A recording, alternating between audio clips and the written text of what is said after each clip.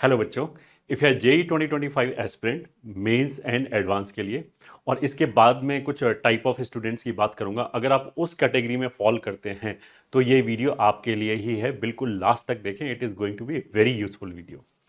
तो जो कैटेगरी की बात कर रहे हैं वो ये है, आप ड्रॉप और स्टूडेंट हो सकते हैं और जिसने अभी जोसा काउंसलिंग में पार्टिसिपेट किया होगा और somehow because rank was not that good which you desired और उसकी वजह से मे बी आपको ब्रांच अच्छा नहीं मिला या आईआईटी अच्छा नहीं मिला, तो ऐसे बच्चे रैंक इंप्रूवमेंट के लिए दोबारा प्रिपरेशन स्टार्ट करेंगे। उन बच्चों के लिए या फिर कुछ बच्चे ऐसे हैं कि जिन्होंने कहीं एडमिशन ले लिया होगा बट वहाँ पे उन्हें पता लगा कि यार जिस स्पीड से कोर्स चल रहा है ये तो फरवरी मार्च तक कोर्स जाएगा और जो जनवरी में जो फर्स्ट अटेम्प्ट होगा जेई मेंस का उस तक कोर्स कंप्लीशन अगर नहीं होगा तो फिर आप एक बहुत बड़ी अपॉर्चुनिटी लूज कर देंगे, क्योंकि जो जनवरी में एग्जामिनेशन होता है मेंस का उसमें काफ़ी कम कंपटीशन होता है। वहाँ पे एक बहुत अच्छी बच्चे के पास अपॉर्चुनिटी होती है, स्पेशली 13th वालों के पास, कि वो उसमें एक बार अच्छा परसेंटाइल लिया, एक बार उसमें अच्छा परसेंटाइल आ गया तो उसके बाद का जो टाइम है मेंस 2 और एडवांस तक का जो टाइम है वो बच्चा बहुत ही अच्छी तरीके से यूटिलाइज कर सकता है एडवांस की प्रिपरेशन के लिए। तो ऐसे कुछ बच्चे जिनको लग रहा है कि यार वो आराम से थोड़ा सा स्पीड अप करके दिसंबर तक कोर्स खत्म कर सकते हैं, बट जहाँ पे वो पढ़ रहे हैं वहाँ पे इट इज़ नॉट पॉसिबल, वहाँ पे चीज़ें बहुत स्लो जा रही हैं, तो ऐसे बच्चों के लिए भी we will talk about. Third thing is uneven preparation. कुछ लोग ऐसे हो सकते हैं, मतलब जैसे ने 11th-12th में प्रिपरेशन किया है बट मे भी 25 में से मतलब अगर हम पूरे कोर्स को लगभग 25 चैप्टर में डिवाइड करें तो ऐसा हो सकता है 25 में से उसके 16 चैप्टर काफ़ी अच्छे हैं और 4 चैप्टर उसके बहुत ही वीक हैं और 5 चैप्टर एवरेज हैं। तो ऐसे बच्चे को अगर A to Z वापस पूरा पढ़े तो वो जो 16 चैप्टर उसके ऑलरेडी स्ट्रांग है उसकी थ्योरी पढ़ने में उसे बहुत सारा टाइम वेस्ट होगा and that is not done. ये तो नहीं होना चाहिए, क्योंकि वो तो जो चैप्टर उसके अच्छे स्ट्रांग है थ्योरी वाइज उसमें तो उसे प्रैक्टिस करनी चाहिए ताकि उसके साथ फ्लो मेंटेन रहे, और जो चैप्टर बहुत वीक है उसमें टाइम इन्वेस्ट करें, या फिर जो जैसे बोलते हैं ना कि एवरेज टाइप है उसमें टाइम इन्वेस्ट करें, उसमें ज़्यादा प्रैक्टिस करें। तो जितना ज़्यादा क्वेश्चंस का प्रैक्टिस करेंगे उतना ही क्या होता है कि पेपर में हमारा ज़्यादा दिमाग चलता है, ज़्यादा तेज दिमाग चलता है, कोई भी क्वेश्चन पढ़ के हम जल्दी पहचान पाते हैं। तो अगर ऐसा बच्चा अपनी नीड के हिसाब से प्रिपरेशन नहीं कर रहा है तो काफ़ी उसका जो टाइम है वो अनफ्रूटफुल चीज़ों में जा रहा है। मतलब इसको हम बोलते हैं कि उसकी प्रिपरेशन सर्जिकल प्रिपरेशन होनी चाहिए कि जहाँ जहाँ रिक्वायर्ड है वहीं वो एफर्ट डाले। ऐसा नहीं है कि जैसे हम बोलते हैं ना कि इंडिया ने भी सर्जिकल स्ट्राइक किया था तो उसने पिन पॉइंट जगह पे ही चीज़ों को डाला, उससे उससे क्या हुआ कि जो एम्यूनिशन था वो बहुत कम रिक्वायर्ड हुआ। उसका एक दूसरा चीज़ ऐसे भी हो सकता है कि मान लिया हमें पता है कि इस जगह पे से आतंकवादी हैं और हमें एग्जैक्ट लोकेशन नहीं पता, तो हम ऐसे कर सकते हैं कि उसके 1-2 किलोमीटर के आसपास के एरिया को पूरे को उड़ा दें। ये ठीक है, तो that is highly inefficient way of conducting the operation. Same चीज यहाँ पे प्रिपरेशन करने वाले बच्चे हो गए, उनका जैसे मैंने बोला कि किसी के अगर 16 चैप्टर अच्छे हैं तो उसमें तो केवल वो वापस लेक्चर देखेगा तो उसके 4 महीने 5 महीने उसी में चले जाएंगे, जो हाईली अनप्रोडक्टिव टाइम है। मतलब सेम चीज़ों को वो बार बार जैसे बोलते हैं कि बस आंखों के सामने से उसके जा रहा होगा, टाइम वेस्ट हो रहा होगा, जबकि वो अपनी प्रिपरेशन को बहुत ज़्यादा कंसोलिडेट कर सकता है इसी टाइम में, और ज़्यादा नंबर ऑफ क्वेश्चंस करके, डिफरेंट टाइप के क्वेश्चंस करके, ज़्यादा क्वेश्चनों का एक्सपोजर लेके वो अपनी परसेंटाइल को बहुत ऊपर बढ़ा सकता है। तो इसलिए ऐसे बच्चों के लिए प्रिपरेशन अपने हिसाब से कस्टमाइज करना बहुत ज़्यादा जरूरी है।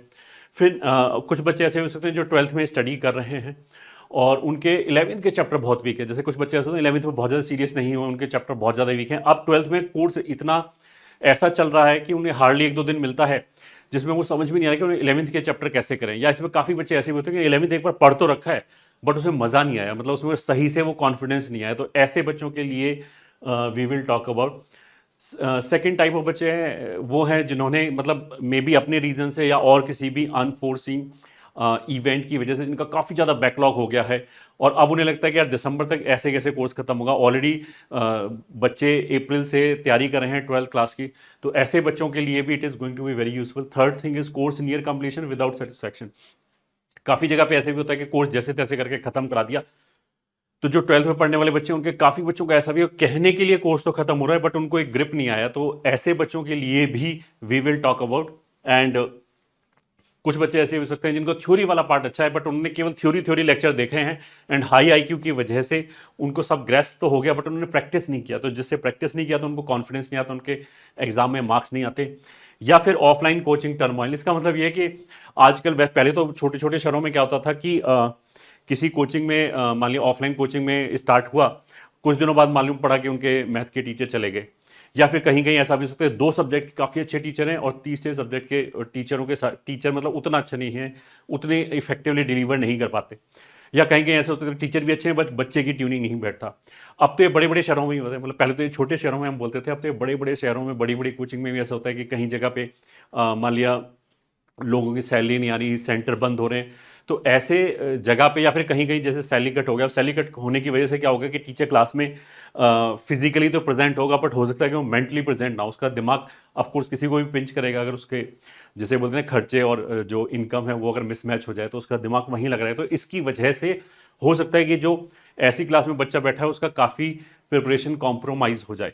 अब अगर कॉम्प्रोमाइज़ होगा तो पे कौन करेगा? उस तो बच्चा ही पे करेगा, बाकी किसी को कोई फ़र्क नहीं पड़ता। तो one should be very alert in this sense कि अगर उन्हें कभी भी लगता है कि कोचिंग में कुछ सही नहीं चल रहा है और एक बहुत नामी इंस्टीट्यूट है उसके तो काफ़ी सेंटर बंद भी हो गए हैं, तो ऐसे बच्चे को तुरंत प्रोएक्टिव स्टेप लेना पड़ेगा, क्योंकि जो दिसंबर तक का टाइम है वही टाइम के अंदर आपको सेटिस्फैक्टरीली अपना सारा सिलेबस फिनिश करना पड़ेगा with good practice and good practice paper दिए हुए विद रिवीजन। तो इट इज़ वेरी इंपॉर्टेंट। तो अगर आप इस किसी भी कैटेगरी के बच्चे हैं तो आपके पास बहुत अच्छा मौका है कि आप दिसंबर तक with satisfaction up to advance level बहुत अच्छा प्रिपरेशन कर सकें।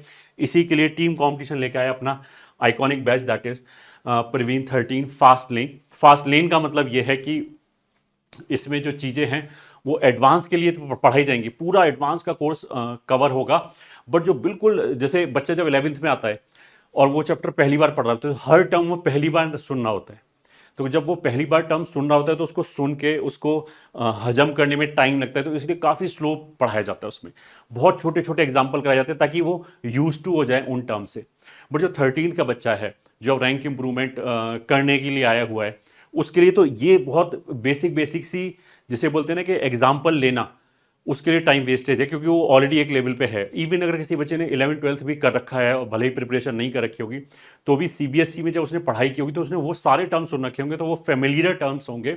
तो फास्ट लेन का मतलब ये है कि ऐसे बच्चों को जो हम बिल्कुल छोटे छोटे से एग्जाम्पल कराते हैं ताकि बच्चों को वो टर्म्स उसके दिमाग में बैठे, उन सब चीज़ों को हटा दे तो हम सेम डेप्थ जो सिलेबस का है वो कवर करा सकते हैं कम टाइम में। तो मतलब जैसे हमारा जो फुल जिसको हम नॉर्मल लेन बोलते हैं वो उस बच्चे के लिए है जिसने कभी भी प्रिपरेशन नहीं किया है या फिर जिसने 11th-12th भी ढंग से नहीं पढ़ा है। उसको जब हम कोर्स खत्म कराते हैं तो पर चैप्टर पर सब्जेक्ट लगभग 200-220 लेक्चर्स आते हैं। फास्ट लेन में सेम चीज we will cover in 120 lecture. अब काफी बच्चों को ऐसा लगता है कि ऐसा तो नहीं कि यहाँ पे कुछ कॉम्प्रोमाइज हो रहा है, कुछ भी कॉम्प्रोमाइज नहीं हो रहा। तुम तो इसको ऐसे सोचो कि we are pitching this course for those student who wants rank improvement. तो कॉम्प्रोमाइज कैसे कर सकते हैं? उसका रैंक इंप्रूवमेंट कैसे होगा? मतलब ऑफकोर्स उसको तो सारी चीजें पढ़ाई जाएंगी, तो in depth each and everything will be taught. But of course ये बिल्कुल जैसे बोलते हैं कि बिल्कुल जो पहली बार नेसेंट स्टेज में पढ़ाई करने वाला है, स्टार्ट करने वाला, उसके लिए ये बैच नहीं है, क्योंकि ऑफकोर्स वैसे अगर हमने अभी स्टार्ट किया बैच तो दिसंबर तक फिनिश ही नहीं होगा, तो जनवरी तक वो बंदा सिलेबस फिनिश ही नहीं कर सकता। तो अगर आप किसी भी कैटेगरी में थे कि आपकी प्रिपरेशन किसी भी वजह से अच्छी नहीं चल रही थी and because of one of these reason और any other reason, then this is going to be a golden opportunity. और लास्ट ईयर भी इस कोर्स में बहुत सारे बच्चों ने इनरोल किया और लास्ट में आके उनको जबरदस्त उन्होंने परफॉर्मेंस दिया। इसीलिए काफ़ी टाइम से बच्चे हमें खुद ही पूछ रहे थे कि फास्ट लेन कब आएगा। तो this is the first batch और इसके बाद भी ऑफकोर्स और भी फास्ट लेन आएंगे। तो अब इस बैच के कुछ पर्टिकुलर्स के बारे में जान लेते हैं। बैच की जो स्टार्टिंग डेट है दैट इज 25 जुलाई 2024 को ये स्टार्ट होगा। जो क्लासेस शेड्यूल करेंगे हम वो 24 दिसंबर तक शेड्यूल होगा, बट ऑफकोर्स जेई तो अगले साल जाके एडवांस का जो एग्जामिनेशन है वो जून के फर्स्ट वीक में या मई के लास्ट वीक में होगा। तो आपको एक्सेस जब तक रहेगा ऑफकोर्स इस बैच का, तो अगर आप कुछ बाद में दोबारा रिवाइज करना चाहो या बहुत सारे और भी रिसोर्सेज अवेलेबल रहते हैं वो सब आपके डैशबोर्ड में अवेलेबल रहेंगे बिल्कुल जब तक एडवांस का पेपर खत्म नहीं हो जाता। फीस इस बैच का 29,900 है और क्लास फ्रीक्वेंसी ऑफकोर्स इस स्टेज पे आके अगर हम जुलाई में प्रिपरेशन स्टार्ट करें और दिसंबर तक हमें कोर्स फिनिश करना है तो हमें अपना बेस्ट देना पड़ेगा। 6 दिन क्लास होगा और पीसीएम का एक क्लास होगा, हर क्लास की ड्यूरेशन 1.5 आवर है, तो 3 क्लासेस ऑफ 1.5 आवर ईच। अब बैच के फीचर्स के बारे में बात कर लेते हैं। सबसे पहले we will be providing you recorded scheduled lecture. तो रिकॉर्डेड लेक्चर रहेगा। अब रिकॉर्डेड लेक्चर का जो एडवांटेज है ओवर लाइव वो ये है कि लाइव में तो टीचर को हमेशा डेली जाके पढ़ाना ही पड़ता है, ठीक है। अब उसका हो सकता है किसी दिन सिर में दर्द हो, मूड खराब हो, और जैसा मैंने बोला कि बहुत सारी कोचिंग में टर्मोइल चल रहा है जिसकी वजह से हो सकता है कि वो अपना 100% ना दे पाए। बट रिकॉर्डेड में क्या होता है कि जब टीचर का बेस्ट मूड है तभी वो रिकॉर्ड करेंगे, तो आपको बेस्ट पॉसिबल कंटेंट मिलेगा जिसमें टीचर अपने फुल इंटेंट से पढ़ा रहा है। Scheduled is basically mimicking live. तो शेड्यूल करने से क्या होगा कि बच्चे का जो डिसिप्लिन है वो बना रहेगा। तो अगर कोई बच्चा इस बैच को यूज करता है तो he will get the most efficient and effective way of, जिसे बोलते हैं ना, teaching. We will also provide weekly time table की इस वीक में कौन कौन सी क्लास है, क्या क्या चीज पढ़ाया जाएगा। एक कॉम्प्रिहेंसिव कोर्स प्लानर भी हम देते हैं कि अभी से लेके बिल्कुल लास्ट तक चैप्टर का सीक्वेंस क्या रहेगा, कितने दिन कौन सा चैप्टर रहेगा, कौन सा चैप्टर कब खत्म होगा, सब सब्जेक्ट में कब कब तुम्हारे टेस्ट पेपर आएंगे। तो each and everything is fixed. तो उससे क्या होता है कि कोई बच्चा अगर खुद अपने हिसाब से कस्टमाइज करना चाहे अपनी प्रिपरेशन को, तो उसे पता होगा कि बैच में किस हिसाब से चीजें जाएंगे और वो उसके हिसाब से थोड़ा बहुत पहले से ही प्रिपरेशन करता है। अब इसका मतलब ये कि मान लिया बैच में अभी एक चैप्टर चल रहा है जो उस बच्चे का बहुत ही अच्छा है, पहले से ही बहुत अच्छी उसकी प्रैक्टिस है, तो वो करने की बजाय वो क्या करेगा कि जो बिल्कुल लास्ट वाला चैप्टर है वो अभी कर लेगा, ठीक है। और जैसे ये हमारा फास्ट लेन है जिसमें जो लेक्चर्स शेड्यूल्ड होंगे वो फास्ट लेन के शेड्यूल होंगे, बट इसमें हम नॉर्मल लेन के लेक्चर भी सारे देंगे।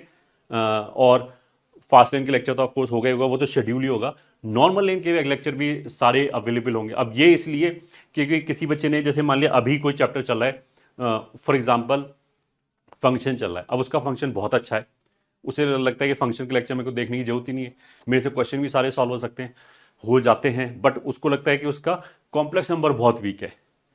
तो फिर वो सोचेगा यार कॉम्प्लेक्स नंबर भी आगे चल के आएगा अभी 3 महीने बाद, तो वो कॉम्प्लेक्स नंबर अभी से नॉर्मल लेक्चर से पढ़ सकता है।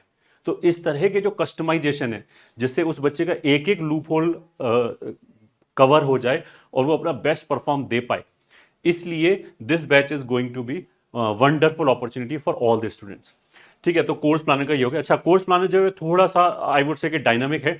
डायनामिक इन द सेंस क्योंकि हमें नहीं पता कि एग्जैक्ट डेट क्या आएगा जेई मेन के जनवरी का, ठीक है।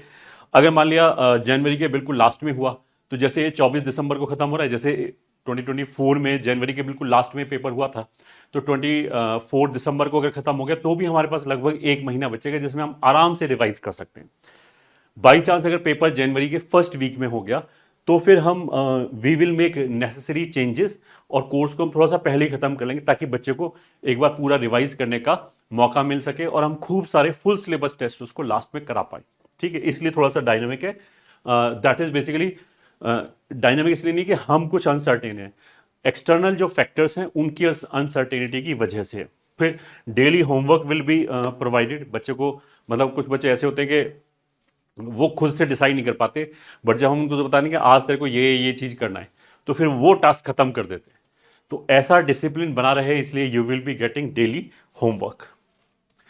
Next is study material. Of course study material is one of the most important part of your preparation, क्योंकि आजकल प्रॉब्लम ऑफ प्लेंटी है, मतलब बहुत सारी बुक्स बहुत सारे टेलीग्राम में अवेलेबल हैं, बट बच्चा क्या करता है कि उसको पढ़ने की कोशिश करता है और अगर वो मान लिया उसके अप्रोप्रिएट मटेरियल नहीं है तो उसे लगेगा यार पढ़ तो खूब रहा हूँ, क्वेश्चन खूब सॉल्व कर रहा हूँ, बट मेरे एग्जाम में मार्क्स नहीं आते। उसका एक रीज़न ये है कि आप अप्रोप्रिएट मटेरियल नहीं कर रहे हो जो आपकी नीड के हिसाब से इंपॉर्टेंट है। तो स्क्रीन टाइम कम करने के लिए हम फिजिकल मटेरियल कॉम्प्लीमेंट्री भेजेंगे इसी फीस के अंदर, मतलब कोई एक्स्ट्रा फीस नहीं पे करना है।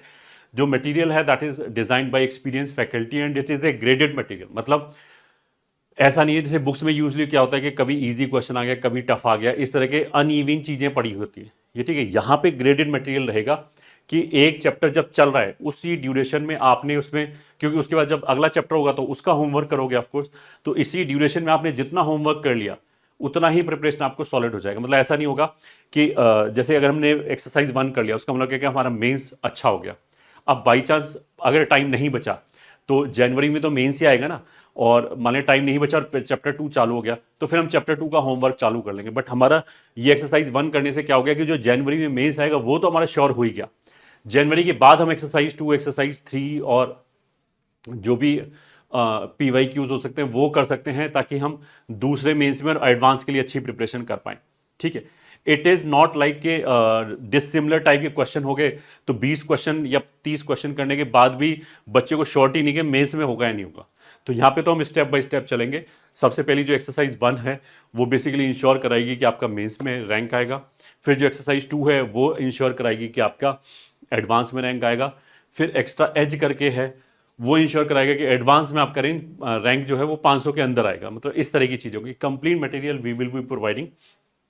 तो मतलब किसी भी एक्स्ट्रा मटेरियल की जरूरत नहीं पड़ेगी। और इतना मटेरियल हम देते हैं, हमें पता है कि 99% बच्चा ये मटेरियल कंप्लीट कर ही नहीं सकता क्योंकि इतना ज़्यादा मटेरियल है। और वो ज़्यादा मटेरियल इसलिए भी देना पड़ता है क्योंकि जो बच्चा रैंक इंप्रूवमेंट के लिए कर रहा है तो वो शायद थ्योरी तो काफ़ी कम पड़ेगा, वो तो प्रैक्टिस ही प्रैक्टिस करेगा। तो इसलिए उसको बिजी रखना है पूरे दिन, इसलिए मटेरियल उसके हिसाब से काफ़ी ज़्यादा दिया जाता है। बट कोई बच्चा अगर इसका 50% भी मटेरियल कर ले एडवांस तक तो उसका आराम से 5,000 के अंदर रैंक आ जाएगा। तो इसलिए ग्रेडेड मटेरियल का मतलब ये कि जितना दूर हम जा पाए उतना ही प्रिपरेशन हमारे उतने ही प्रिपरेशन स्टेप हमने ऊपर चढ़ रही है।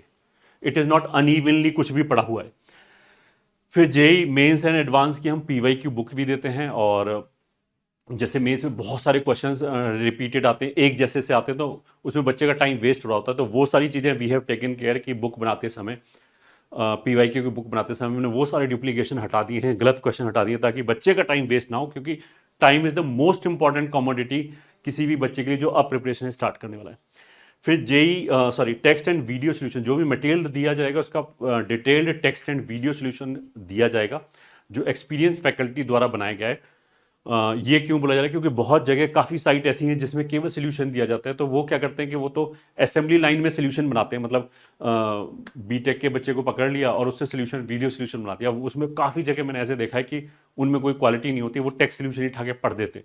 तो वो कोई मतलब वो लाइन ऑफ थिंकिंग डिस्कशन नहीं कर रहे हैं, वो सोचना नहीं बता रहे हैं, वो ये नहीं बता रहे हैं कि क्वेश्चन में क्या क्या देखना चाहिए। तो वो जो थिंकिंग एबिलिटी बच्चे की डेवलप होनी चाहिए, दैट इज स्टेप। यहाँ पे यू विल गेट दैट। उसका नेक्स्ट पॉइंट पे आता है रेलेवेंट टेस्ट सीरीज। जैसे मटेरियल इंपॉर्टेंट है वैसे टेस्ट सीरीज भी बहुत ज़्यादा इंपॉर्टेंट है क्योंकि कहीं कुछ कुछ कोचिंग में क्या करते हैं कि बच्चों को फील गुड फैक्टर देने के लिए केवल इजी क्वेश्चन कराते रहते हैं। कुछ में क्या करते हैं कि दूसरे बच्चों को इंप्रेस करने के लिए, दूसरे कोचिंग के बच्चों को इंप्रेस करने के लिए they will take very tough paper. तो बच्चे को ऐसा लगता है यार ये तो हमें कुछ पढ़ाई नहीं किया, तो मेरी शायद प्रिपरेशन अच्छी नहीं है। But it is very important कि जो जेई का पेपर आता है, आपने अगर किसी ने फॉलो किया है तो मेंस के पेपर्स का तुम देख सकते हो कि वेरीड लेवल आता है, कोई इजी कोई टफ, किसी में कोई सब्जेक्ट इजी आ गया, कोई टफ आ गया, कोई अल्ट्रा टफ आ गया, हर तरह के कॉम्बिनेशंस आते हैं। तो अगर हर तरह के कॉम्बिनेशन का प्रैक्टिस हमने पहले से ही कर रखा होगा तो पेपर में जाके हमें सरप्राइज नहीं मिलेगा। वहां पे we will be well prepared कि ऐसा पेपर तो मैंने दे रखा है, तो वहां पे वो तुम्हारे चेहरे पे शिकन नहीं आएगी। इस बार जैसे 27 जनवरी का जो पेपर था वो अल्ट्रा इजी आ गया और 30 और 1 तारीख का जो पेपर वो काफ़ी टफ आ गया। तो जिस बच्चे ने कहा केवल टफ पेपर दे रखे और उसका 27 वाली शिफ्ट आ गई तो वो बर्बाद हो गया कि उसको प्रैक्टिस ही नहीं थी। तो इसलिए we will be providing actual जैसे भी पेपर आते हैं वो real mock test we will be providing. वो जो डिफरेंट वेरिएड डिफिकल्टी लेवल का जो टेस्ट है that we will be giving ताकि बच्चा पहले से ही प्रिपेयर रहे। जितने भी टेस्ट हैं उनके text and video solution are provided, plus comprehensive detailed analysis हम देते हैं कि कितना टाइम लगाया, कितने क्वेश्चन सही हुए, कितने गलत हुए, एवरेज क्या था। इस तरह की एनालिसिस से बच्चे को बहुत हेल्प मिलता है। उसे ये पता लगता है कि अगर मान लिया एक क्वेश्चन काफ़ी बच्चों ने सही कर दिया, उसी से गलत हो गया, तो उसको ये पता लगेगा ये चैप्टर मेरा वीक है, इसका मतलब क्या अगर बाकी कर पा रहे हैं। तो इस तरह के जो एक्शनेबल इनपुट्स हैं, मतलब एक तो इनपुट हो गया कि हमने कुछ भी बोल दिया कि ये हो गया वो हो गया, बट उस पर बच्चे को नहीं पता कि करना क्या है, इसका इस इनपुट का करना क्या है। तो we will be giving you detailed report जहां पे आपको इनपुट ऐसे मिलेंगे जिसके ऊपर आप काम करके लगातार इंप्रूवमेंट कर सकते हैं अपने पेपर में। ठीक है, फिर एक हम डिफरेंट पैटर्न पे भी पेपर रहते हैं, जैसे एसर्शन रीजनिंग वाले क्वेश्चंस हो गए। तो क्या होता है कि पूरे पेपर में यूजुअली एक क्वेश्चन आया, ठीक है, अब बच्चे ने वहां पे पहुंचा, वो लड़खड़ा गया और उसने छोड़ दिया, ठीक है, या फिर अगर उसने सही भी कर दिया तो एक क्वेश्चन से उतनी ज्यादा प्रैक्टिस नहीं होती। मतलब 25-30 क्वेश्चन में एक क्वेश्चन आ गया, 2 क्वेश्चन आ गया, उतनी ज्यादा प्रैक्टिस नहीं होती। तो हमने क्या किया, परफेक्शन लाने के लिए बच्चे की प्रिपरेशन में असर्शन और रीजन का ही एक पूरा पेपर बना लिया जिसमें केवल असर्शन रीजन ही है। तो जब बच्चा वो कर लेता है, जब वो फ्लो में आ जाता है, तो फिर उसका असर्शन और रीजन को हैंडल करने का जैसे होता है ना बैक ऑफ द हैंड की तरह हो जाता है। मतलब it become very easy and natural for him to deal these kind of paper. तो ये जो छोटे से फैक्टर्स है, बिकॉज आजकल की प्रिपरेशन हाईली टेक्निकल हो गई है, बिकॉज लास्ट में अगर तुम जाओगे 5,000 रैंक के बाद तो यू विल सी के मार्क्स का डिफरेंस बहुत कम मार्क्स में बहुत ज़्यादा रैंक जंप हो जाती है। मतलब ऐसा हो सकता है 2 क्वेश्चन किसी ने ज़्यादा कर लिए, वो जेई के अंदर बैठा हुआ है, आईआईटी में उसे सीट मिल गई, और दूसरे बंदा जो 2 क्वेश्चन नहीं कर पाए वो बाहर बैठा हुआ, even if they have same knowledge level. तो ये जो छोटे छोटे से फैक्टर्स हैं, these factors have become very important. मतलब आजकल बच्चे को अपने हर तरफ से सिक्योर करके चलना पड़ता है कि कोई भी जो लूप होल है वो रह ना जाए प्रिपरेशन। तो एक तो बच्चा ये खुद करे, खुद पहले समझे कि एग्जैक्टली हो क्या रहा है, फिर वो उसके लिए रिसोर्सेज ढूंढे, फिर उसे करे। दूसरा काम, यही काम हम कर रहे हैं कि हमने क्या बोला कि आपका काम, अगर आप कंपटीशन में एडमिशन लिया है तो आपका काम केवल पढ़ना है। आपका कहीं पे भी टाइम ऐसी एक्टिविटी में वेस्ट नहीं होना चाहिए जिससे आपके नॉलेज के अंदर वैल्यू एडिशन नहीं हो रहा है, जिससे आपके पेपर में चांस नहीं बढ़ रहा है मार्क्स बढ़ने के। ऐसा काम आपको नहीं करना चाहिए। वो सारे काम हम करेंगे, मतलब जो भी टाइम कंज्यूमिंग हो गया, रिसर्च हो गया, that we will be doing. You are just suppose to follow what we are saying. अगर आपने उसका 50% भी फॉलो किया, आईआईटी के अंदर आपकी अच्छी रैंक आ जाएगी। Next point is doubt solving. Of course competition is known for its quick doubt solving. यहाँ पे टेलीग्राम का 24/7 बच्चा डाउट पूछ सकता है। पहले तो हमने सबका वीडियो एंड टेक्स्ट सोल्यूशन दे दिया, उसके बाद भी अगर किसी को डाउट है तो वो टेलीग्राम पे 24/7 पूछ सकता है। और जैसा मैंने बोला कि जो हमने मटेरियल दिया है वही इतना एग्जॉस्टिव है कि कोई बच्चा उसी को नहीं कर पाएगा। तो वी प्रेफर कि बच्चा पहले हमारा मटेरियल करे, उसी से डाउट पूछे। कुछ बच्चे क्या होते हैं कि पढ़ना तो यहाँ से चालू कर दिया, मटेरियल कोई और करना चालू कर दिया। अब मेरे को नहीं पता कि वो मटेरियल रेलेवेंट है भी है या नहीं है। उससे क्या होगा कि वो अपना ही नुकसान करेगा, लास्ट में उसी की रैंक नहीं आएगी। तो इसलिए वी प्रेफर कि आप पहले हमारा मटेरियल करो, और उसके बाद अगर टाइम बचता है, वैसे बचेगा ही नहीं, अगर उसके बाद टाइम बचता है तो आप दूसरा मटेरियल कर सकते हो, ठीक है। बट अगर आपने हमारा मटेरियल कर लिया, फिर आप बोले कि मैंने तो कर लिया सब कुछ, मेरे को आता है, मैंने कंप्लीट कर लिया, तो फिर आपके मार्क्स भी 300 में से आराम से 260 270 आने चाहिए। उसके बाद अगर आप किसी दूसरी बुक का पूछते हो तो that can be considered. But ऐसा नहीं हो सकता कि आपके मार्क्स तो आ रहे हैं 100 और आप कोई दूसरी बुक उठा के उसके क्वेश्चन पूछ रहे हो, then we will not be entertaining, because you are जिसे बोलते हैं ना, आप अपना ही नुकसान कर रहे हो। We will not encourage that, क्योंकि हमारा जो मटेरियल है दैट इज हाईली क्यूरेटेड। इतने साल से इतने सारे एक्सपर्ट्स ने उसको बनाया है। एक एक एलिमेंट का ध्यान रखा गया है कि डिफरेंट टाइप के प्रॉब्लम्स भी हो जाएं, जो फ्रीक्वेंटली आस्क्ड क्वेश्चंस हैं वो भी कवर हो जाएं, डिफिकल्टी लेवल भी एक सर्टेन उसमें इंक्रीज होना चाहिए, धीरे धीरे ग्रेडेड होना चाहिए। जब इतना सारा इनपुट दिया गया और कोई बच्चा कबाड़ा वाला मटेरियल करना लगे तो दैट इज नॉट डन। उसके बाद डेली लाइव जूम क्लासेस भी होती हैं डाउट के लिए, कि अगर कोई बच्चा 1-to-1 फैकल्टी से पूछना चाहता है तो उसके लिए भी डेली तीनों सब्जेक्ट में जूम क्लासेस हैं। वहाँ पे कोई मान लिया थ्योरी में डाउट हो गया वो भी पूछ सकता है, या फिर मटेरियल के अंदर से भी पूछ सकते हैं। नेक्स्ट इज कस्टमाइजेशन, जो इस बैच का यूएसपी है, जो आपको बाकी कहीं नहीं मिलेगा, कि आप अपनी प्रिपरेशन लेवल के हिसाब से, टाइम अवेलेबिलिटी के हिसाब से खुद ही कस्टमाइज कर सकते हो। अब जो प्रिपरेशन लेवल है वो चैप्टर के अलॉन्ग भी वेरी कर सकता है, कि मैथ में मान लिया 10 चैप्टर मेरे बहुत अच्छे हैं, 15 चैप्टर एवरेज है। सब्जेक्ट वाइज भी हो सकता है, किसी बच्चे को लगता है कि मान लिया उसका फिजिक्स और केमिस्ट्री बहुत ज़्यादा स्ट्रांग है बट मैथ बहुत ज़्यादा वीक है, ऐसा बहुत सारे बच्चों के साथ हुआ होगा। तो वो कस्टमाइज कैसे करेगा? वो करेगा कि फिजिक्स और केमिस्ट्री का तो वो फास्ट लेन से जल्दी जल्दी कर लेगा सारे, और मैथ का हो सकता है अगर वो उसको लगता है कि मैथ बहुत ज़्यादा वीक है तो जो हमने नॉर्मल लेन के लेक्चर प्रोवाइड किए हैं वो भी आपके डैशबोर्ड के अवेलेबल है, उससे वो कंप्लीट करना चालू कर देगा। ठीक है, अब इसके अंदर भी हो सकता है कि कुछ बच्चे ये सोचे कि यार मैंने पीएनसी पढ़ी है और बहुत ट्राई किया बट मेरे को बिल्कुल समझ में नहीं आता, तो फिर हम उसको ऐसे बोलते हैं कि फिर भी तुम छोड़ के मत जाओ, जो हमारा मेन स्पेसिफिक बैच है प्रबल, ये ठीक है, उससे एक बार पीएनसी पढ़ जाओ, ताकि अगर बहुत इजी क्वेश्चन आए तो आप उसको कर पाओ। ऐसा नहीं कि बाकी सब कर दें और आप ना कर पाओ, अगर बोर्ड लेवल का क्वेश्चन आ जाए। तो इस तरह का कस्टमाइजेशन का हमने ध्यान रखा है कि बच्चा अगर मान लिया, पहले तो हमने कोशिश किया कि आप बेस्ट पढ़ो, ये ठीक है, एडवांस के हिसाब से फुल्ली पढ़ो, फिर कोई बच्चा बोले कि नहीं that is not possible for any reason, ये ठीक है, तो भी हम उसको दूसरा अल्टरनेट दे रहे हैं कि नहीं अब भी तुम मत छोड़ के जाओ, अब भी ये कर लो।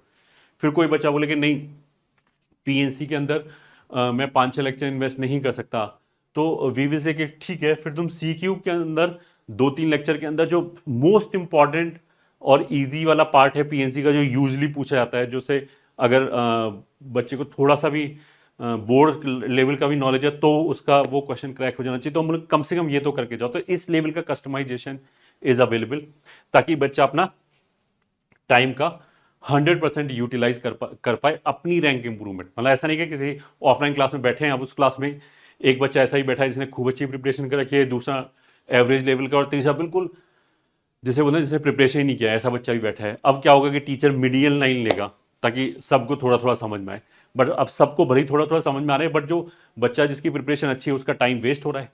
और जो बच्चा बिल्कुल जैसे बोलते हैं प्रिपरेशन स्टार्ट किया है, उसको तो क्या करना चाहिए, जिसने प्रिपरेशन पहली बार स्टार्ट किया है उसको तो अभी फोकस करना चाहिए कि पहले वो जनवरी तक मेंस लेवल तक पूरा सारा तैयार हो जाए, और उसके बाद भी 5-6 महीने बचते हैं, फिर एडवांस का करे। तो अगर वो मेंस एंड देन एडवांस करेगा तो उसके दोनों जगह बहुत अच्छा हो जाएगा। तो दोनों की स्ट्रेटजी बिल्कुल अलग अलग है। जो बच्चा बहुत अच्छी प्रिपरेशन करके बैठा है और जो नहीं, जिसने आज तक प्रिपरेशन नहीं किया है, उन दोनों को एक क्लास में बिठा के अगर पढ़ाएंगे अब तो of course things will be compromise. तो customization is the key for this batch. इस बैच की हेल्प से आप अपने जहां आपको इनपुट की रिक्वायरमेंट है वो उस पर आप वर्क कर सकते हो। फिर mentorship is has also become very important, क्योंकि जैसा मैंने बोला कि कुछ बच्चे बोलते हैं कि किसी ने ये बुक बताई, उसने बुक से पढ़ना चालू कर दिया, फिर भी उसके मार्क इंप्रूवमेंट नहीं हो रहे। उसका रीज़न ये कि केवल हम क्वेश्चन ऐसे नहीं दे सकते आंख बंद करके ये कर लो, हमें देखना पड़ता है कि भाई आपका पहले का एक्सपोजर कितना है।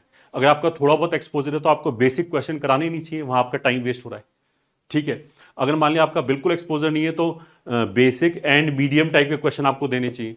उसमें क्या होगा कि अगर आपको बेसिक और मीडियम और टफ दे दिए तो वो जो टफ क्वेश्चन है, जो भी बिल्कुल स्टार्ट करने वाला है प्रिपरेशन, तो जनवरी तक अगर ऐसा बच्चा जबरदस्ती टफ क्वेश्चन करे तो उसका कॉन्फिडेंस ही नहीं बिल्ड होगा।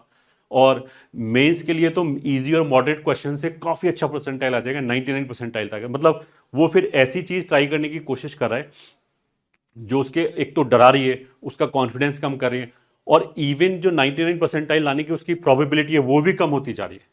मतलब इसका मतलब ये नहीं मैं ये नहीं बोला कि वो टफ क्वेश्चन करेगा ही नहीं, बट वो टफ क्वेश्चन करेगा जनवरी के अटेम्प्ट के बाद। तो मतलब ऐसा नहीं है कि जो रैंक 10 लाने वाला है, रैंक 500 लाने वाला है, रैंक 5000 लाने वाला है, या फिर जो भी 20,000 रैंक के आसपास प्रिपरेशन लेवल पे बैठा हुआ है, सबकी स्ट्रेटजी एक जैसी नहीं हो सकती। सबको जो मटेरियल करने के लिए दिया जा रहा है वो एक जैसा नहीं हो सकता, सबका अलग अलग होगा उनके हिसाब से। बुक तो क्या है कि सबके लिए एक जैसी बुक है, ऐसा तो नहीं कि सबके लिए अलग अलग बुक लिखी गई है। फिर बुक में इतनी ज़्यादा प्रॉब्लम होती है कि बच्चा काफ़ी बच्चे बहुत मेहनत करके बोलते हैं कि मैंने 100-150 क्वेश्चन कर लिए फिर भी मेरे मार्क्स इंक्रीज नहीं हुए। तो उसका मतलब क्या है कि आप अपनी प्रिपरेशन लेवल के हिसाब से क्वेश्चन नहीं कर रहे हो, आप वही कर रहे हो जो सब कर रहे हैं।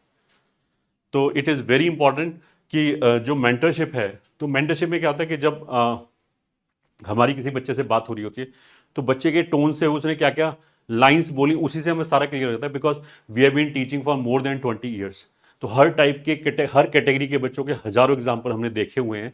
तो उसमें जब बच्चा बात कर रहा होता है, भले ही वो एकेडमिक बात भी ना करे, तो भी वो जो शब्द यूज करता है उसी से काफी कुछ आइडिया लगता है कि उसका प्रिपरेशन लेवल क्या है, उसका IQ लेवल क्या है, वो कहाँ तक सोच रहा है, ये मतलब कितना कॉन्फिडेंट है, कितना ओवर कॉन्फिडेंट है, कितना अंडर कॉन्फिडेंट है। ये केवल बात करके ही पता लग जाता है, and that thing can not be captured through technology. वो तो फिर जब पर्सनली बात करो तभी पता लगता है ह्यूमन इंटरेक्शन से। तो इसीलिए वी की फ्रीक्वेंट लाइव सेशन मेंटरशिप के लिए, कि अगर किसी बच्चे को, वैसे हमने सारी चीज़ें स्ट्रीमलाइन कर रखी है, हर चीज़ बता रखी है कि अगर आपको ये दिक्कत है तो आपको ये करना है, सब डूज एंड डोंट्स बता रखे हैं कि आप क्या क्या प्रॉब्लम फेस करोगे, आपके दिमाग में क्या क्या आ सकता है, वो सारी चीज़ें हमने बता रखी। फिर भी उसके बाद भी अगर किसी बच्चे को पर्सनली कुछ दिक्कत है, समझ नहीं आ रहा कि प्रिपरेशन वो कैसे करे, उसका एक यूनिक सिचुएशन भी हो सकती है प्रिपरेशन की, बहुत सारे फैक्टर्स आ जाते हैं। तो ऐसे बच्चों के लिए हम वीकली लाइव सेशन भी रखते हैं जहाँ पे वो फैकल्टी के साथ, सीनियर फैकल्टी के साथ जैसे बोलते हैं ना, इंटरेक्ट कर सकता है और अपनी प्रिपरेशन का खाका तैयार कर सकता है कि वो उसके लिए बेस्ट स्ट्रैटेजी क्या है if he is not able to make the one. तो mentorship is also included in this. Next है रिवीजन प्रोग्राम। बहुत सारी कोचिंग इंस्टीट्यूट में क्या कहते हैं, जैसे तैसे कोर्स खत्म कराया और बस खत्म, ये ठीक है जाओ फिर 1-2 टेस्ट करा दिए जा सकते। ऐसा नहीं है आज की डेट में। जैसे मैंने बोला कि बिल्कुल लास्ट की रैंक्स पे थोड़े थोड़े मार्क्स में इतनी ज़्यादा रैंक चेंज हो जाती है, तो each and every factor is very important. तो उसमें एक revision is also one of the most important factor. तो चैम्प हमारा कोर्स है मेंस के रिवीजन के लिए, और कैट्स हमारा कोर्स है एडवांस के रिवीजन के लिए। तो that is also included in this batch. मतलब ये वन स्टॉप सोल्यूशन है कि बच्चा अगर कोई यहाँ पे एडमिशन लेता है तो मान लो वो बिट्स का पेपर दे रहा है, रिवीजन कर रहा है, test series, each and everything is here. इसी कोर्स फीस के अंदर आपको कुछ भी एक्स्ट्रा खरीदने की जरूरत नहीं है। काफ़ी जगह ऐसा होता है कि पहले मान लिया केवल लेक्चर के लिए ये फीस हो गया, फिर बोलते हैं अच्छा मटेरियल भी चाहिए, फिर इतना फीस हो गया, फिर अच्छा रिवीजन कोर्स भी चाहिए तो इतना फीस हो गया। तो जुड़ के 30-40 हज़ार तक पहुंच जाता है। और वो कंपोनेंट इतने अलग अलग होते हैं कि बच्चा डिसाइड करने में कि ये मैं लूँ या ना लूँ काफ़ी टाइम वेस्ट करते हैं। यहाँ पे हमने फुल पैकेज बना रखा है और हमने बच्चे को पूरा पाथ बता रखा है कि आपको ये करना है आपके लेवल के हिसाब से। तो each and everything is included, बच्चे का टाइम वेस्ट नहीं होगा। नेक्स्ट जैसे मैंने बोला कि वन स्टॉप सोल्यूशन, जैसे कुछ बच्चे जैसे बोर्ड में मान लिया वो स्कूल नहीं जा पा रहे, तो एक बार कोर्स फिनिश हो गया तो सीबीएसई के हिसाब से हमारी नॉलेज वाला पार्ट तो बिल्कुल सही हो गया, ये ठीक है, उससे ज़्यादा नॉलेज थोड़ा आएगी कि जेई में भी जब पढ़ाया था तो बिल्कुल A to Z पढ़ाया जाता है ताकि वो बोर्ड वाला पूरा कवर हो जाए, बट फिर भी बोर्ड में कुछ लिखने का तरीका अलग होता है, तो उससे रिलेटेड भी हम लेक्चर प्रोवाइड करते हैं physics, chemistry, mathematics and English के, ताकि बच्चा बोर्ड में अच्छा कर पाए। या WBJE हो गया, बिट सेट हो गया, UGEE हो गया, इन सब के पेपर हम कंडक्ट कराते हैं। या बिट सेट में थोड़ा सा LR वाला पोर्शन अलग आता है तो वो भी हम देते हैं। मतलब ये वन स्टॉप सोल्यूशन हो गया कि आपने यहाँ एडमिशन लिया तो आपको ऐसा नहीं कि हर चीज के लिए आपको अलग अलग टाइम वेस्ट करने की जरूरत पड़ी है। जैसा मैंने बोला कि अगर आपने कॉम्पिटिशन में एडमिशन लिया, आपका केवल एक ही काम है, दैट इज पढ़ना। तो जो आपके आवर्स हैं वो केवल आपके रैंक की बेटरमेंट के लिए ही इन्वेस्ट होने चाहिए, ऐसा नहीं कि रिसोर्स हंटिंग में हम टाइम वेस्ट करें। That part we have taken care. अगर आपने यहाँ एडमिशन लिया है तो each and everything we are providing, ताकि आपका ध्यान एक ही जगह रहे। फिर आजकल जैसे हम बोलते हैं गाइडेंस हो गया, बहुत तरह के चैनल्स बन गए जहाँ पे कुछ भैया दीदी टाइप लोग जिन्होंने खुद एक बार एग्जाम दिया होगा, 2 बार एग्जाम दिया होगा, 10-20 मतलब फ्रेंड्स को देखा होगा कि इसने ऐसे तैयारी की थी तो इसका ऐसा हो गया, बस केवल इतने डेटा सेट से वो सबको जैसे बोलते हैं ज्ञान देने लगते हैं कि आपको प्रिपरेशन ऐसे करनी चाहिए, आपको ऐसे करनी चाहिए। जबकि एक्सपीरियंस का मतलब क्या होता है कि जो रैंक 50 वाला बच्चा है या 500 वाला बच्चा है, 5000 वाला बच्चा है या 50,000 वाला बच्चा है, सबके लिए इनपुट अलग अलग होंगे। सबको हम एक ही जैसे बोलते हैं टैबलेट नहीं दे सकते कि ये टैबलेट खा लेना, ऐसा नहीं हो सकता। सबके लिए अलग अलग तरह के प्रिपरेशन की स्ट्रैटेजी होती है। तो ऐसे जो बच्चे हैं जिन्होंने खुद कभी नहीं पढ़ाया, ये ठीक है, या फिर पढ़ाया तो थोड़ा बहुत पढ़ा लिया, तो वो जो एक्सपीरियंस वाला पार्ट है दैट इज मिसिंग। मतलब then they will be doing guess work, जिसको हम बोलते हैं ना, या वो ऐसा सोच रहे होंगे कि ऐसा करने से प्रिपरेशन अच्छी हो जाएगी। बट यहाँ पे जो टीचर्स हैं they are experienced and decades का एक्सपीरियंस है। जो आप बात बोल रहे होगे तो आपका जैसा बंदा सेम मतलब प्रिपरेशन लेवल का, मेंटालिटी का, हमने हजारों बच्चे देखे होंगे, तो वी कैन, और उनका रिजल्ट भी देखा होगा कि किसने क्या किया तो क्या हुआ।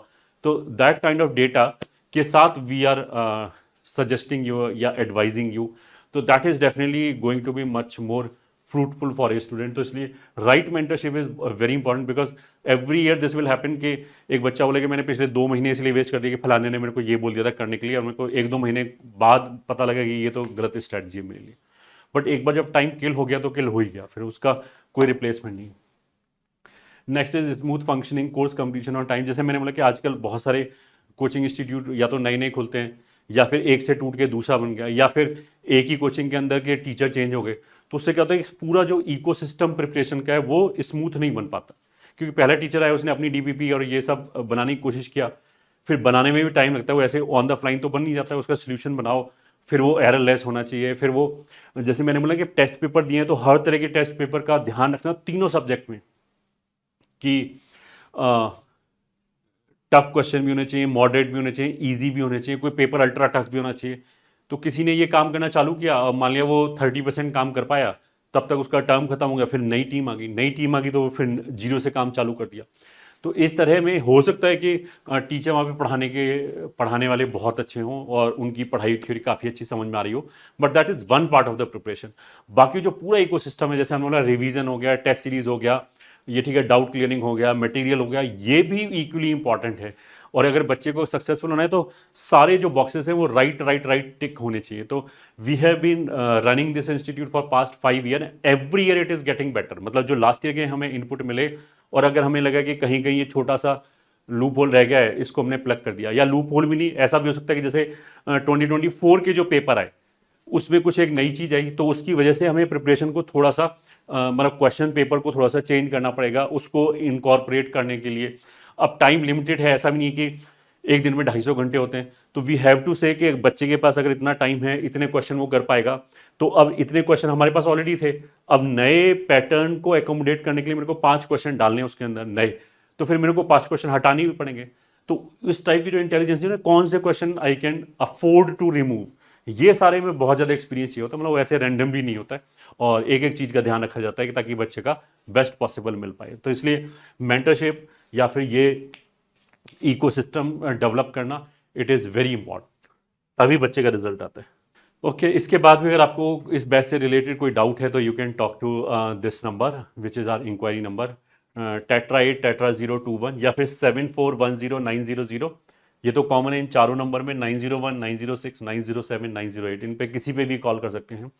इस कोर्स में if you want to register तो जो लिंक है वो आपका डिस्क्रिप्शन में दे रखा है, या फिर online.competition.com पे भी जाके आप प्रवीण 13 फास्ट लेन सर्च कर सकते हैं। 24-25 का मतलब लास्ट ईयर का प्रवीण 13 भी होगा, वो वैसे ऊपर ऊपर नहीं होगा, ऊपर तो अभी अगर जाओगे तो यही वाला बैच मिलेगा आपको, वहां से भी जाके आप रजिस्टर कर सकते हो। अब उन कुछ पॉइंट पे बात कर लेते हैं जो 2025 एस्पिरेंट्स को एक बार दिमाग में रखना चाहिए ताकि वो अपनी प्रिपरेशन को उसी हिसाब से हैंडल कर पाए। सबसे पहला main one is the easiest, क्योंकि काफ़ी बच्चे मेंस वन तक का कोर्स ही कंप्लीट नहीं होता। मतलब इवन कोटा जैसी जगह पे भी ऑफलाइन सेंटर पे मैंने देखा है कि बहुत सारे बच्चे, मतलब बहुत सारे इंस्टीट्यूट कोर्स ही कंप्लीट नहीं कराते, और ऐसे बच्चे फिर वहाँ पे अच्छा कर नहीं सकते। तो इसलिए वहाँ पे कंपटीशन काफ़ी कम होता है, और अगर कोई बच्चा मेंस वन में अच्छा परफॉर्म कर देता है तो उसका जो बाद का टाइम है मेंस वन से मेंस टू के बीच का और मेंस टू से एडवांस के बीच का टाइम, वो बहुत फ्रूटफुली यूज़ हो जाता है। और वो क्योंकि फिर उसके दिमाग में कोई टू माइंड नहीं रहते, उसको ने अगर मेंस वन में अच्छा परफॉर्म कर दिया तो उसे मेंस टू में के लिए टाइम अलग से निकालने की जरूरत ही नहीं, वो तो सारा फिर एडवांस की तैयारी करेगा ताकि उसकी एडवांस में अच्छी रैंक आए। जो मेंस वन में अच्छा नहीं कर पाया, मान लिया उसका 96 परसेंटाइल रह गया, तो अब क्या होगा कि उसको यही डिसाइड करने में बहुत टाइम लग जाएगा कि मैं मेंस का कितना टाइम डिवोट करूं, एडवांस पे कितना टाइम डिवोट करूं, तो उससे उसकी प्रिपरेशन ऑप्टिमम नहीं हो पाती। तो इस बात का जरूर ध्यान रखें। दूसरी चीज, importance of time, spend time where it is needed. आज की डेट में जैसा हमने बोला कि आप ये नहीं कर सकते कि एक ही जिस बच्चे ने ऑलरेडी अपनी प्रिपरेशन कर रखी है, मान लिया उसके 10 चैप्टर अच्छे हैं, तो उसके पास तो एक बेस है, वो बाकी बच्चों से ऑलरेडी आई विल से कि 10 स्टेप अहेड है। अगर वो वापस जीरो से सारे चैप्टर पढ़ने लगे और वो टाइम इन्वेस्ट वापस करे, तो फिर उसने वो जो उसकी एडवांटेज है वो खो दिया। तो इसलिए वी शुड अंडरस्टैंड कि जिसने 11-12 में प्रिपरेशन किया है तो उसके स्ट्रेंथ क्या है, उन स्ट्रेंथ को दोबारा, मतलब उस स्ट्रेंथ को हमारी प्रिपरेशन में यूज होना चाहिए। ऐसा नहीं कि उसको हम फिर जीरो से चालू कर दें और बहुत सारे इंपॉर्टेंट टाइम हम वेस्ट कर दें जहां पे हम अपना एक्सपोजर बढ़ा सकते थे नंबर ऑफ क्वेश्चंस का, या फिर जो हमारे बहुत वीक चैप्टर है उनको काफी ऊपर ला सकते थे। तो this is also very important. अच्छा, एक ये क्वेश्चन आता है कि should we do all chapter up to mains level and some important chapter up to high level. मतलब कुछ बच्चे ऐसे होते हैं कि कुछ ही चैप्टर करके चले जाएं क्या, और उनको बहुत अच्छा प्रिपरेशन कर लेते हैं विजा विज कि अगर हम सारे चैप्टर करें बट वो मेंस लेवल तक के करें। तो आई विल से कि सारे चैप्टर करो, मेंस लेवल तक के करो, that is more important. Because अगर आप कुछ ही चैप्टर करके जाओगे तो पेपर में तो there are so many permutation combination हो सकता है, जो आप चैप्टर करके जाओ वहां से क्वेश्चन कम आए, हो सकता है वहां से टफ क्वेश्चन आए, क्योंकि पेपर के अंदर भी टफ इजी मॉडरेट क्वेश्चन होते हैं। अगर किसी का लक खराब है तो जो चैप्टर वो अच्छे करके गया है उसी में हो सकता है टफ क्वेश्चन आ जाए, फिर it will be very difficult. और जैसे इसका एक प्राइम एग्जांपल इसी साल जो 27 जनवरी का जो पेपर था, उसमें बेसिकली रिलेटिवली इजी पेपर था। तो उससे क्या हो गया कि कुछ बच्चे जो कुछ ही चैप्टर करके गए तो उन्होंने उसके चैप्टर क्वेश्चन कर भी दिए तो भी it was not sufficient to get 99 percentile. सारे क्वेश्चन अगर वो सही करके भी आ गए जितने वो चैप्टर पढ़ के गए तो भी it was not sufficient, because paper इतना इजी था कि सभी लोग स्कोर कर ले गए, इसीलिए इतने हाई मार्क्स पे जाके 99 परसेंटाइल आए। तो इट इज़ वेरी इंपॉर्टेंट कि हम सब चैप्टर को मेंस लेवल तक जरूर प्रिपरेशन करें। बैलेंस बिटवीन 3 सब्जेक्ट, जैसे मैंने बोला कि बहुत सारे बच्चों ने ऐसा करते हैं कि फिजिक्स केमिस्ट्री तो ठीक है और मैथमेटिक्स का हम बस कट ऑफ क्लियर कर लेंगे, ऐसा नहीं होता है। You may get surprise, paper में इतने सारे वेरिएशन होता है। हमारे तीनों पेपर अच्छे होने चाहिए, तभी तीनों सब्जेक्ट अच्छे होने चाहिए, तभी बेस्ट पॉसिबल हमारी प्रिपरेशन होगी। फिर चाहे कैसा भी पेपर आ जाए, जो आपका रैंक बैंड है, जो मतलब आपके प्रिपरेशन लेवल के हिसाब से रैंक बैंड है, वही रैंक आएगी। तो इट इज़ वेरी इंपॉर्टेंट कि तीनों सब्जेक्ट को हम बैलेंस रखें। ज्वाइनिंग डिफरेंट टेस्ट सीरीज, एक ये भी बहुत बड़ी चीज़ है कि आजकल क्या करते हैं कि बच्चे एक इंस्टीट्यूट में पढ़ रहे हैं और दूसरे इंस्टीट्यूट की टेस्ट सीरीज ज्वाइन कर लिया। अब क्या होगा कि उसमें चैप्टर मिसमैच होगा। अब चैप्टर मिसमैच होगा तो या तो हम जो चैप्टर हमारे इंस्टीट्यूट में पढ़ाए गए हैं वही चैप्टर पढ़ के हम टेस्ट सीरीज देने चले जाएं, तो ऑफकोर्स वहाँ पे एक दो एक्स्ट्रा चैप्टर जो आ रहे हैं उसमें हम स्कोर नहीं कर पाएंगे, तो that won't be a true picture of your performance. अच्छा, कुछ बच्चे ऐसा करेंगे जो चैप्टर आ रहे हैं वो भी पढ़ने की कोशिश करेंगे। तो देखो, कहीं पे भी अगर आप पढ़ना चालू किया है तो इतना ज़्यादा एग्जॉस्टिव है कि जो हमारा अभी का होमवर्क है वो कंप्लीट हो जाए, यही बहुत बड़ी बात है। उसमें अगर हम और एक दो एक्स्ट्रा चैप्टर भी डाल दें, वो भी कंप्लीट करने की कोशिश करें, तो क्या होगा कि हमारा प्रिपरेशन डीरेल हो जाएगा। तो आई विल से कि ऐसा बिल्कुल भी ना करें। जहाँ पे भी आप पढ़ रहे हैं टेस्ट सीरीज उन्हीं का दें अगर वो मतलब ऑथेंटिक सोर्स है। और अगर आपको किसी दूसरे टेस्ट सीरीज देना भी है तो एक बार कोर्स कंप्लीशन के बाद दें, मतलब दिसंबर से पहले तो सोचें ना इस बारे में। फिर एक this is also very important, 8th point में हमने क्या बोला कि confuse, not able to take proper decision. जैसे कुछ कुछ जगह पे क्या होगा कि जैसे मैंने बोला कि कोचिंग इवन टीचर्स छोड़ के चले गए, या फिर इंस्टीट्यूट ही बंद हो गया, ऐसी भी इस साल तो ऐसी भी खबरें आ रही हैं। या फिर जैसा मैंने बोला कि इंटरनल टर्मोइल की वजह से teacher are not able to focus on the class. तो जब आपको ये दिख रहा है कि कुछ चीज़ गड़बड़ चल रहा है, ठीक है, तो फिर आपको इमीडिएट उसके ऊपर एक्शन लेना चाहिए। ऐसा नहीं कि हम बैठ के देखते रहें, जितना जितना डिले करोगे आप एक्शन लेने में ही, उतना ही जो जैसे बोलते हैं कि अगर किसी को कोई बीमारी होगी, वो जितना देर से इलाज कराएगा उतना ही वो उसके लिए पे करेगा, मतलब कुछ ना कुछ कॉम्प्रोमाइज़ होता ही चला जाएगा। सेम चीज़ आपकी प्रिपरेशन के लिए कि आप जितना डिले करोगे उतना ही आपकी रैंक कॉम्प्रोमाइज़ होती चली जाएगी।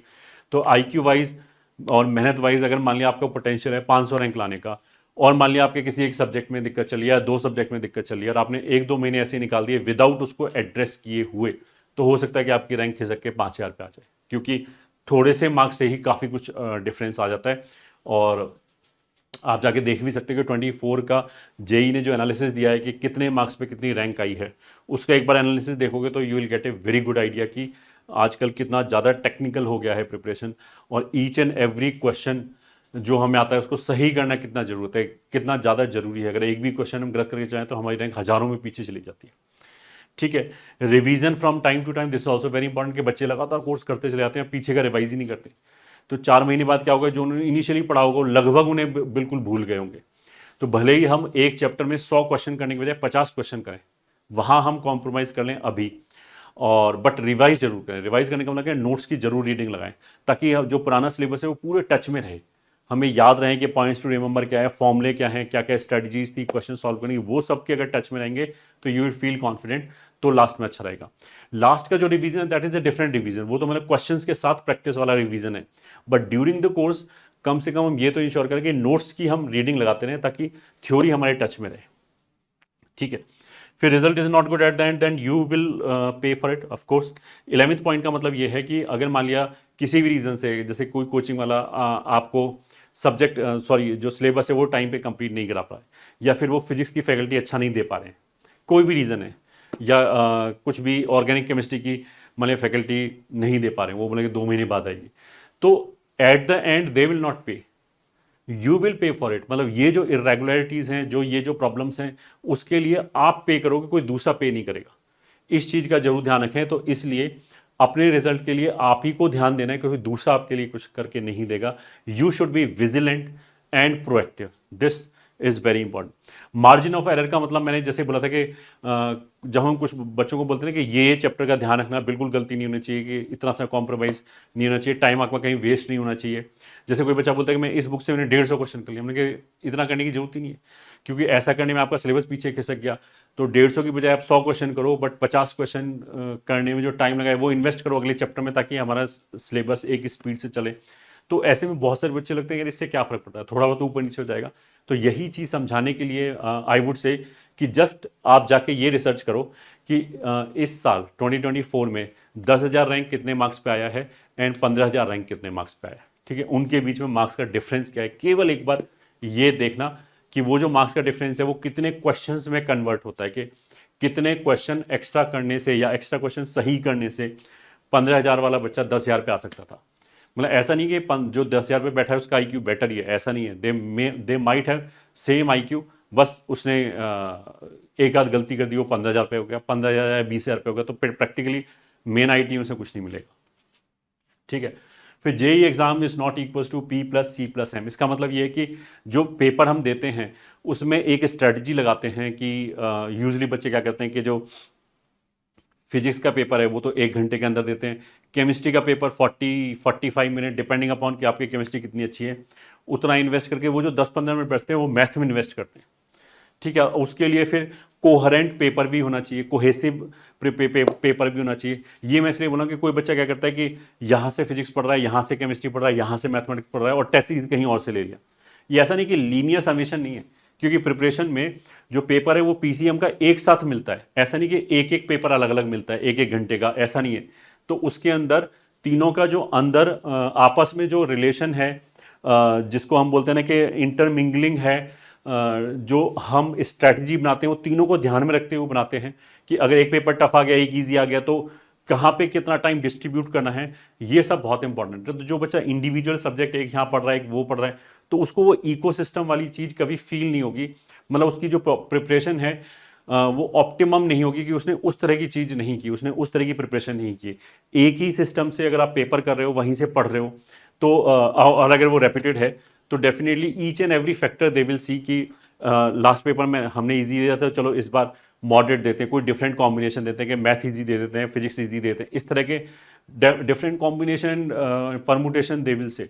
तो इसलिए ऐसा नहीं कि अलग अलग जगह से पढ़ लें, एक ही जगह से पढ़ें तो it will be more fruitful. Looking at the problem not solving it, ये तो मैंने वही बोल दिया कि काफ़ी बच्चे ऐसे होते हैं लेथार्जिक होते हैं कि वो प्रॉब्लम उन्हें पता है, उन्होंने आइडेंटिफाई भी कर लिया कि ये प्रॉब्लम है मेरे साथ, ठीक है, बट फिर भी वो उसको देखते रहेंगे, उसके लिए कोई करेक्टिव मेजर नहीं लेंगे। करेक्टिव मेजर नहीं लोगे तो you will pay for it. और जैसे ही पेपर से बाहर आएंगे, उन्हें सारे एकदम जैसे बोलते हैं ज्ञान चक्षु उनके खुल जाएंगे, उन्हें पता लगेगा कि यार ये तो हमने तुरंत सॉल्व कर सकते थे, थोड़ा सा टाइम लगाते, इसको मैंने निगलेक्ट किए रहा तो ये हाल हो गया और पेपर में मतलब बहुत खराब परफॉर्मेंस आया। फिर उस टाइम पे बहुत ज़्यादा पछतावा होता है। तो अभी भी टाइम है। इफ़ यू आर सीइंग कि there some hole in your preparation, कुछ दिक्कत है, तो उसको अभी एड्रेस करें, वरना लास्ट में प्रॉब्लम होगा। अच्छा, 9th पॉइंट ये है कि कुछ बच्चे ऐसे होते हैं जैसे 12th में वो मान लिया स्कूल के साथ चलने की कोशिश किया, अब उनको मैनेज होना बहुत ज़्यादा डिफिकल्ट पड़ रहा है, ठीक है, तो दे विल से कि आई विल ड्रॉप, कि 12th में प्रिपरेशन ही नहीं करते हैं, सीधा ड्रॉप लेके ही करेंगे। तो ऐसे बच्चे आई विल से कि this is recipe for disaster, क्योंकि बाकी बच्चे भी तो 12th के साथ मैनेज कर रहे हैं ना कुछ ना कुछ। अब भले ही ऐसा हो सकता है किसी बच्चे को स्कूल नहीं जाना पड़ रहा है, ठीक है, तो भी आपने अगर मान लीजिए केवल स्कूल के लिए किया, तो आप इसको ये मानो कि स्कूल की पढ़ाई क्या है, वो तो एक दिन में अगर हमने 1-2 घंटे पढ़ लिया तो काफ़ी हो जाएगा। तो अगर आपने प्रिपरेशन अभी छोड़ दिया, तो एवरी डे जो आपका एफर्ट था 8-10 घंटे का, ये ठीक है, वो आपने वेस्ट कर दिया लगातार अगले आई वुड से कि 10 मंथ तक या 12 मंथ तक, एक महीने तक, एक साल तक आपने वो चीज़ वेस्ट कर दी। Even if you want to take drop, अगर तुम्हें लग रहा है कि नहीं मैनेज हो रहा है और इस साल सिलेक्शन नहीं होगा, तो भी आई विल से कि you should not waste this time.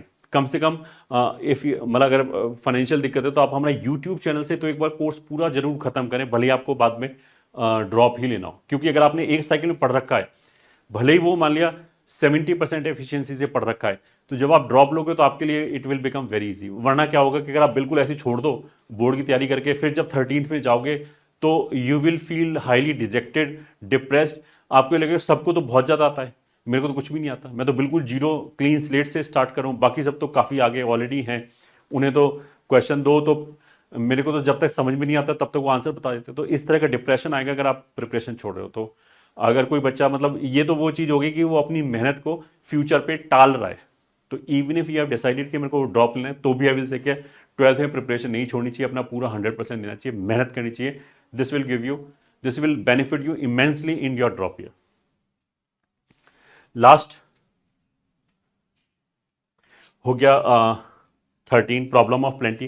Problem of plenty का मतलब ये कि पहले आज से 20 साल पहले या 15 साल पहले ऐसा होता था कि लोग बुक ढूंढते थे, कौन सी अच्छी बुक है, कहाँ पे अच्छे अच्छे क्वेश्चंस हैं, रिसोर्सेज कम थे। बट अभी क्या रिसोर्सेज इतने ज़्यादा हैं कि पिछले 4-5 साल में 100 पेपर हो गए, मतलब हज़ारों क्वेश्चन तो जेईई नहीं दे दिए हैं। और उसके बाद एवरी ईयर जब जैसे क्वेश्चन ऐड होते जा रहे हैं, तो उसके लुक अलाइक क्वेश्चंस भी मटेरियल में आते जाते हैं। तो क्वेश्चन इतने ज़्यादा हो गए हैं कि आज वो प्रॉब्लम नहीं है कि कोई बच्चा बोले कि मैं अच्छे क्वेश्चन कहाँ से लाऊं। आज प्रॉब्लम है कि हमारे पास प्लेंटी ऑफ क्वेश्चंस हैं। तो अगर कोई बच्चा बोलता है कि इस बुक में, कुछ बच्चे ऐसे भी देखते हैं कि ये बुक हम इसलिए खरीदते हैं कि इसमें 10,000 क्वेश्चन दे रखे हैं। यानी कि 10,000 क्वेश्चन तो दे रखे हैं, but will you be able to do it? सबसे पहली बात ये। तो मैंने ऐसे बच्चों को बहुत सारे को देखा है जो बुक स्टार्ट करते हैं, बट उनका पहला ही चैप्टर वाले 1 महीने तक खत्म हुआ, ठीक है। तो उन्होंने एक बहुत क्रूशियल टाइम अपनी प्रिपरेशन का वेस्ट कर दिया। तो इट इज़ वेरी इंपॉर्टेंट कि जो हमारे पास प्लेंटी में रिसोर्सेज अवेलेबल हैं, उनमें से रेलेवेंट रिसोर्स अपने लिए ढूंढ के फिर उसी पे मेहनत करें। मतलब ऐसा नहीं होना चाहिए कि हम बहुत सारी जगह टाइम वहाँ वेस्ट करें जो मेरे लिए काम का ही नहीं हो, या तो वो टू लो स्टैंडर्ड है या फिर वो टू हाई स्टैंडर्ड है। दोनों ही चीज़ इंपॉर्टेंट नहीं है, बिकॉज वो जो आपके लिए रेलेवेंट रिसोर्स था, जहाँ पे आपको टाइम लगाना चाहिए था, उस टाइम को कॉम्प्रोमाइज़ करेगा। तो this is also very important. इसीलिए मेंटरशिप इंपॉर्टेंट है। इसीलिए हमें ये पता होना चाहिए, मतलब इसीलिए हमें कोई ऐसा नहीं पिक करना चाहिए कि किसी मैंने रैंक 1 आया, उसका इंटरव्यू आया, उसने बोला कि मैंने तो ये बुक की थी, पूरी कर दी थी, अब तुम भी वही करना चालू कर दो। This is not done. अगर कोई बच्चा मान लिया 25,000 पे बैठा हुआ है, मतलब 25,000 रैंक प्रिपरेशन, उसकी प्रिपरेशन लेवल 25,000 के आसपास है, तो पहले तो उसे ये इंश्योर करना पड़ेगा वो 10,000 के अंदर आए, ताकि आईआईटी में उसको एक सीट मिले। उसके लिए जो उसे काइंड ऑफ रिसोर्सेज यूज करने पड़ेंगे वो नहीं होगा कि जो रैंक 1 वाला बच्चा बता रहा है, ठीक है, मैंने तो ये कर लिया था, ठीक है। और उसमें क्या होगा कि एक बच्चा किसी का भी ऐसे इंटरव्यू देख के करने की कोशिश करेगा जो मान लिया अभी 5,000 रैंक बैंड पे फाइट कर रहा है, तो उसमें क्या होगा, वो 1-1.5 महीने लगा दिया उसने, फिर उसे लगेगा कि मान लीजिए वो बहुत टफ क्वेश्चन सॉल्व करने की कोशिश कर रहा है टॉप 100 वाले बच्चे को देख के, तो वो जो उसका 1 महीना है वो टाइम वेस्ट हो जाएगा। हो सकता है उसको 1 महीने बाद रियलाइज हो कि दिस इज नॉट डन, इससे मेरे मार्क्स इंप्रूव नहीं हो रहे हैं, क्योंकि जो इजी क्वेश्चन पेपर में आ रहे हैं वही छूट जाने में से, क्योंकि मेरे को उनको एक्सपोजर नहीं है, मैंने कोई प्रैक्टिस नहीं की है। तो 1 महीने बाद अगर उसने अपनी कोर्स करेक्शन किया तो भी ये 1 महीना वेस्ट हो गया उसका, which could have given him a very good kick in his rank improvement. हमारे यहाँ पे क्या है कि हम जो चीज़ें बच्चों के लिए दे रहे हैं वो एक टेंटलाइजिंग डिस्टेंस पे, तो मतलब जो वो कर सकता है उसे थोड़ा सा और आगे हमने एक्स्ट्रा दे दिया, तो जो बच्चा उसको करता जा रहा है, ठीक है, तो भले ही वो अपने आप को स्ट्रेच करके कर रहा है, तो उसका लगातार इंप्रूवमेंट हो रहा है। और कभी ऐसा नहीं होगा कि अगर मान लिया हमने 10 क्वेश्चन उसको टफ दे दिए, मान लिया ये, ठीक है, पेपर में, और वो नहीं कर पाए, तो ऐसा नहीं है कि जो उसने तैयारी की थी वो टाइम वेस्ट हो गया। वो टाइम तो हमने उसी के लेवल के हिसाब से दिया था, बस थोड़ा सा टेंटलाइजिंग डिस्टेंस पे और कुछ चीज़ें रख दी, तो उससे क्या हो गया, अगर बच्चे ने स्ट्रेच कर लिया तो उसका इंप्रूवमेंट हो गया डेफिनेटली, और वो थोड़ा सा रैंक बैंड में ऊपर आ जाएगा। बट ऐसा नहीं होगा कि दिस इज नॉट 0 और 1, कि ऐसा नहीं कि जो पहले से कर रहे थे अब उसे स्क्रैप करके नई चीज़ करनी पड़ेगी और वो वाला टाइम वेस्ट हो गया। तो this is also very important, because time is one of the most important thing. Knowledge तो है ही है, क्या चीज़ हमें पढ़ना है क्या चीज़ नहीं पढ़ना है ये भी समझ में आना चाहिए, कि कुछ चीज़ें ऐसी हैं जिनको हम पैरेलल में ना लगा के सीरीज में लगाएंगे। मतलब जो tough question, I am not saying कि you will not do it, but हम उसको सीरीज में लगाएंगे, मेंस 1 के बाद लगाएंगे या मेंस 2 के बाद लगाएंगे, वहाँ पे करेंगे। तो ऐसा नहीं कि अगर कोई बच्चा किसी का प्रिपरेशन लेवल अगर 8,000 पे है तो वो कभी 500 के अंदर आ ही नहीं सकता। अगर वो डेडिकेटेड है, हार्ड वर्किंग है, अच्छा IQ है, तो वहाँ तक भी पहुँचेगा। बट उसका रास्ता ऐसा नहीं कि वो सीधा 8,000 से 500 के अंदर जंप मारे, ऐसा पॉसिबल नहीं। वो धीरे धीरे बढ़ेगा, धीरे धीरे प्रिपरेशन बढ़ेगा, धीरे धीरे वो अपनी जिसे बोलते हैं मसल पावर इंक्रीज करेगा। एकदम नहीं होगा, एकदम करेगा तो टूट जाएंगे हाथ पैर। तो इसी के साथ I hope I given you enough material to think, and I hope you will be using these points to better your preparation। और अगर आपकी प्रिपरेशन अच्छी नहीं चल रही है तो इन सब चीज़ों पे ज़रूर ध्यान दें। और बाकी अगर आप जो भी ये टाइम है, मतलब वो आपके करियर का सबसे इंपॉर्टेंट टाइम है। अभी जो भी आप मेहनत करेंगे उसका कई गुना फल आपको मिलेगा आगे चल के। This we should understand. इसी के साथ, मतलब इसी एटीट्यूड के साथ हम प्रिपरेशन करें। ऐसा नहीं कि हाँ बहुत मेहनत करनी पड़ रही है, ऐसा नहीं है। अगर आप अभी मेहनत करोगे तो बहुत ज़्यादा इसका अच्छा फल मिलेगा, क्योंकि एक प्लेटफॉर्म जो आपका सेट होगा वो जितना ऊपर अच्छा सेट होगा उतना ही आगे जाके लाइफ में जंप मारने में ईजी होगा। तो इसी के साथ I hope you will be giving your best and without tension. That is very important. Tension लेके अगर करोगे तो चीज़ें में मतलब आउटपुट वो नहीं आएगा। तो इंजॉय करो, टाइम दो। मेहनत करने से ऐसा नहीं है कि कोई मर गया होगा आज तक, ऐसा कुछ भी नहीं है। मेहनत करो बट उसका मेंटल टेंशन नहीं होना चाहिए हमें। मतलब अपने आप को स्ट्रेच करो बट प्रॉपर खाना भी खाओ और न्यूट्रिशियस फूड लो, ताकि आपकी बॉडी भी आपका साथ दे। That is also very important. All the very best.